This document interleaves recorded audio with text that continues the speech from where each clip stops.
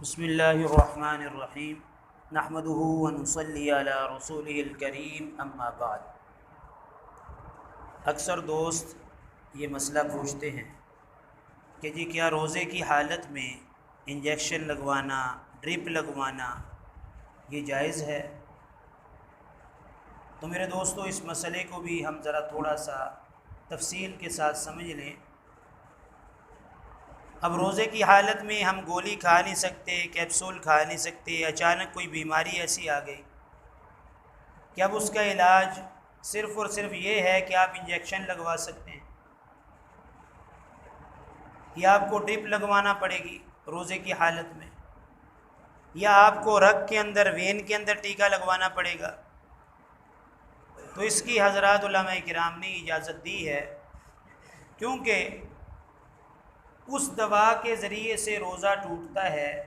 یاد رکھیں، جو دوا براہ راست معدے میں پہنچائی جائے، براہ راست اگر آپ انجیکشن لگا کر براہ راست معدے میں اسے پہنچائیں گے نا، اس سے بھی روزہ ٹوٹ جائے گا۔ جیسے منہ کے ذریعے سے خوراک کھانے سے، منہ کے ذریعے سے دوائی کھانے سے روزہ ٹوٹ جاتا ہے، ایسے ہی اگر دوائی کو براہ راست معدے تک پہنچایا جائے انجیکشن کے ذریعے سے، یا نالی کے ذریعے سے براہ راست اس دوا کو معدے تک پہنچایا جائے، تو اس سے بھی روزہ ٹوٹ جاتا ہے۔ لیکن اگر انجیکشن جو ہے وہ گوشت میں لگوایا جائے، یا انجیکشن جو ہے وہ وین کے اندر لگوایا جائے، رگ میں لگوایا جائے، تو اس سے روزہ نہیں ٹوٹتا۔ بعض صورتیں ایسی پیدا ہو جاتی ہیں کہ ان صورتوں میں یہ ضروری ہو جاتا ہے کہ اسے جو ہے وہ ڈرپ لگوائی جائے، تو اس کے بارے میں بھی مسئلہ یہ ہے کہ ڈرپ لگوانے سے بھی روزہ نہیں ٹوٹتا۔ اب اس کی وجہ کیا ہے میرے دوست؟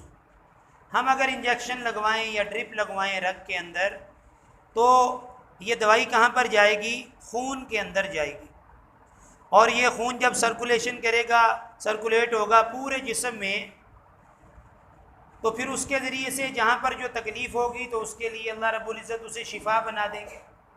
لیکن یہ جو ہمارا انجیکشن ہے، یہ براہ راست چونکہ یہ خون کے اندر لگا ہے، تو یہ براہ راست اس کا معدے کے ساتھ کوئی تعلق نہیں ہے۔ اور یہ جو انجیکشن لگوانا، ڈرپ لگوانا، یہ بھی شدید مجبوری کی حالت میں ہے۔ ایک آدمی اگر برداشت کر سکتا ہو تو اس کے لیے بھی بہتر یہ ہے کہ وہ انجیکشن بھی نہ لگوائے، وہ برداشت کر لے۔ لیکن اگر تکلیف برداشت سے باہر ہے اور اسے انجیکشن لگوانے کی ضرورت پڑ جائے، تو ایسا آدمی انجیکشن لگوا سکتا ہے۔ بعض اوقات آدمی انجیکشن لگواتا ہے قوت حاصل کرنے کے لیے، طاقت کا انجیکشن لگواتا ہے،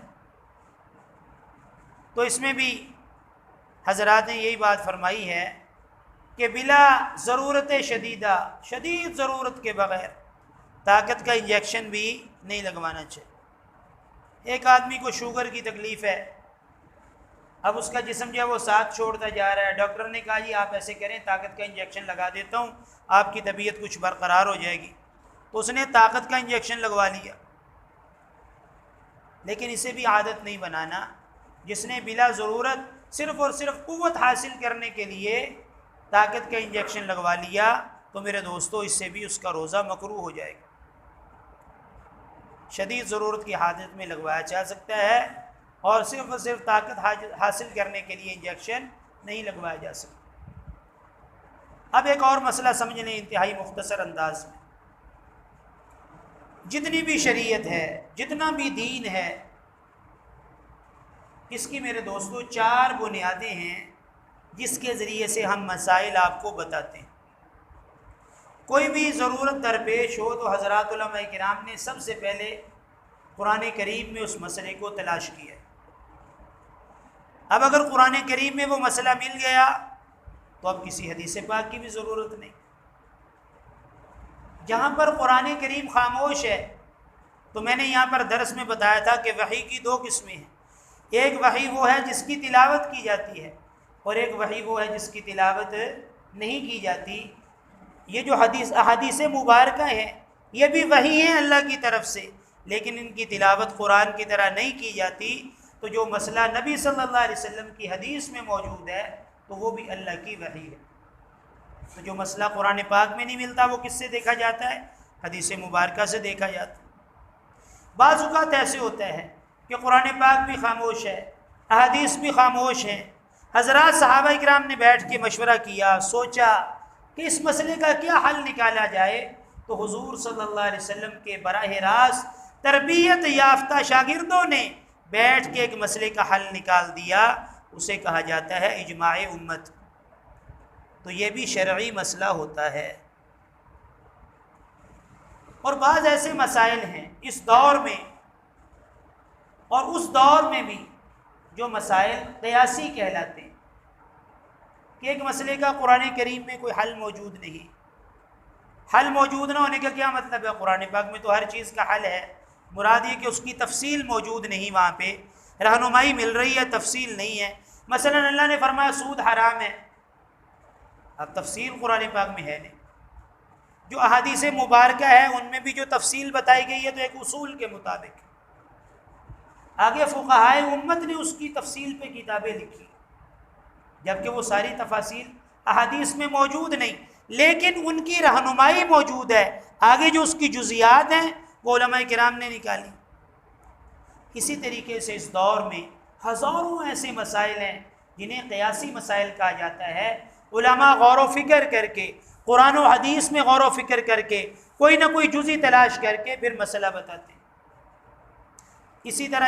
اسی لیے میں آپ کو یہ بات بتا رہا ہوں کہ یہ ٹیکے کا مسئلہ، ڈرپ کا مسئلہ بھی اسی میں سے ہے، یہ ایک قیاسی مسئلہ ہے۔